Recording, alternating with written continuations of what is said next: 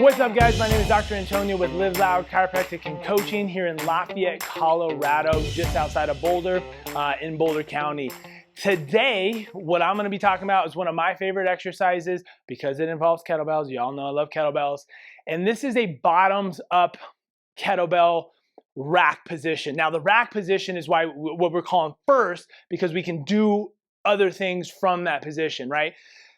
In kettlebell training, they talk a lot about owning, that rack position of getting into like some cleans, because from the clean position, I can do squats, I can do lunges, I can do carries, I can do pressing. So owning that rack position is critical for expanding the other exercises that you'd be able to do with kettlebells.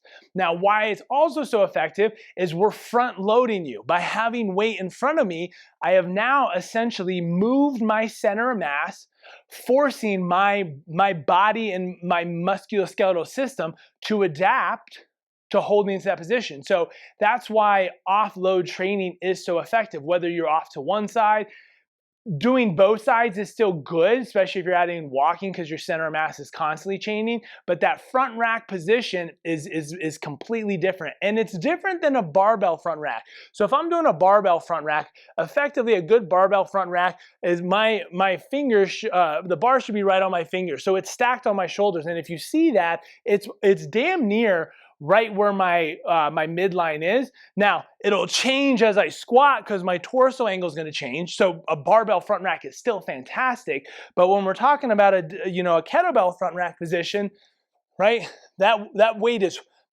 really far in front of me. So this is a 16 kilo, right? This is a 28 kilo. Right? So you can see how much more mass is right in front of me, and I can feel my shoulder girdle and everything just have to activate and just grab on to help. Now, that same thing is we're going to flip that kettlebell upside down. Because of the design of the kettlebell, right? If I flip that upside down, the heaviest part is now on top, making it much more unstable, wobbly, whatever you want to call it. It's going to make it much harder for you to control and challenge. So it makes that rack position a lot different. And one thing that we use this for a lot is helping clients and patients with scapular instability issues, with impingement type of stuff, is understanding how that shoulder girdle should be positioned and leveraged and stacked in order to responsibly hold and maintain a weight. So I can, if I'm not ready to jump from like a 16 to a 28 or something heavier, we can go down in weight, flip it upside down, and use proprioceptive instability to then make greater changes. So what this looks like, you saw the initial clean first, right? Here, if you need another hand to help, totally fine. But what we're gonna do is we're gonna pop that upside down. So you're gonna see here, I'm holding it upside down. Now, a lot of, you'll hear different people talk about different positioning.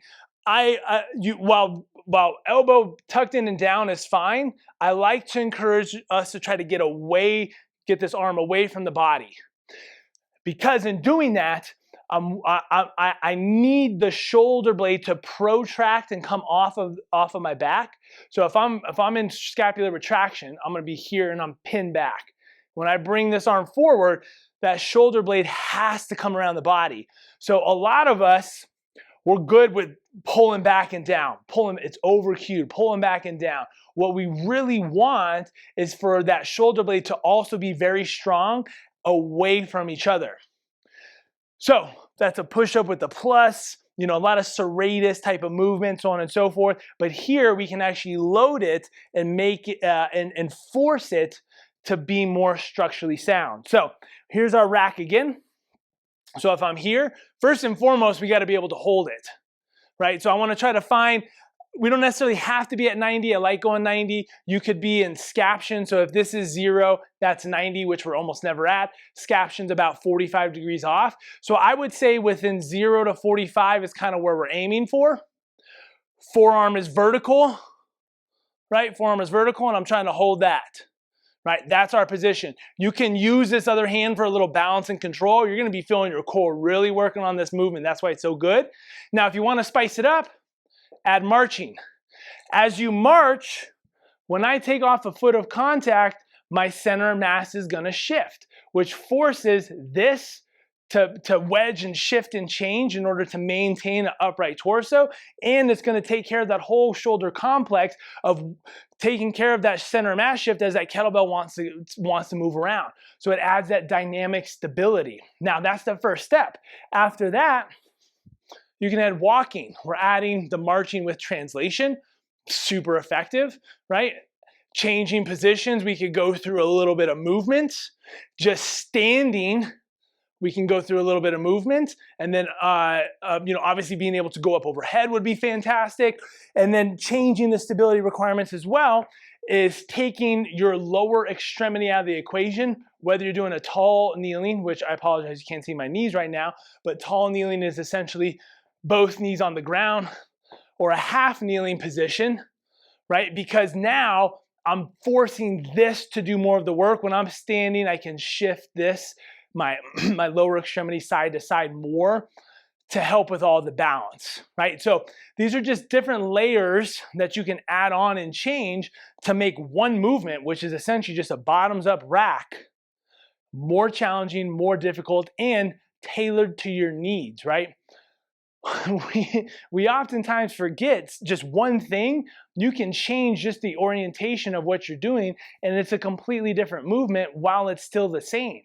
This could be a bottoms up press on the ground, which I don't advise as much just because there's less need for that. I would try doing some other instability, but it's fine. It's still a good movement. It's not that it's bad or that you shouldn't do it, right? It's just the application. So one more time, rack. Now, let's say, for instance, you're having trouble getting it going. Use your other hand to find that good position and then move it away. Now, you need a good grip on this, right? In order for this to be good, you're going to be crushing that handle, so it helps build hand strength. And as you're improving that hand strength, it's also going to be improving the shoulder girdle strength. So what I always encourage people to think about too, because if you're in a training session with me, if you're in a rehab session with me, a chiro session, we talk about these things, but I always say, even if it's an hour-long training session, I'm only with you for 1 hour of the day. The other 23 hours of the day, or if you're training on your own, you got to be able to put the pieces together and get creative with certain things, right? So understanding that underlying principle of what the bottoms up kettlebell rack or hold position can facilitate, and then just playing around with some different things, bottoms up, Cossack squat, we're just adding in different things that we already do, lunges, squats, so on and so forth, to just change up the elements, change up the simulation a little bit. But as a foundational movement for bottoms up hold, beautiful for shoulder strength, beautiful and necessary, in my opinion, for shoulder stability. It actually then in turn can improve your shoulder mobility depending on what the underlying cause of your limitations are. Great for core strength, right? Offloaded single arm bottom up carry, your core is going to be working hard, especially when you start adding in marching, translation with carries, so on and so forth, even with squats, lunges, so on and so forth. So if you got kettlebells, make sure you're doing some bottoms up work.